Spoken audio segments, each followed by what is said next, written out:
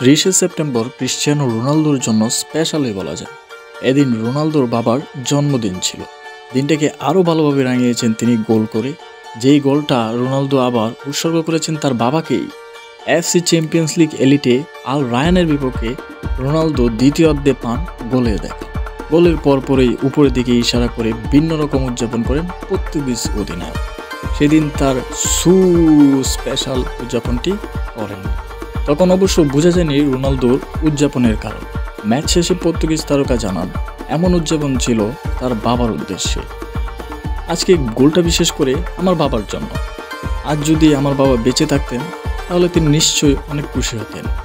আজকে তার জন্মদিন।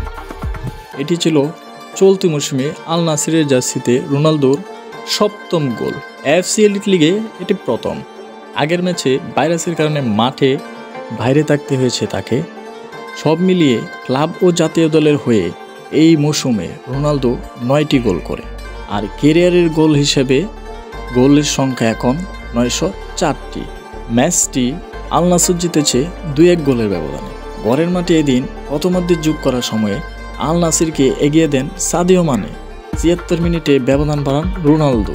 শেষ দিকে আল রায়ান একটি গোল শোধ দিলেও জয় নিয়ে মাঠ ছাড়ে আল নাসর।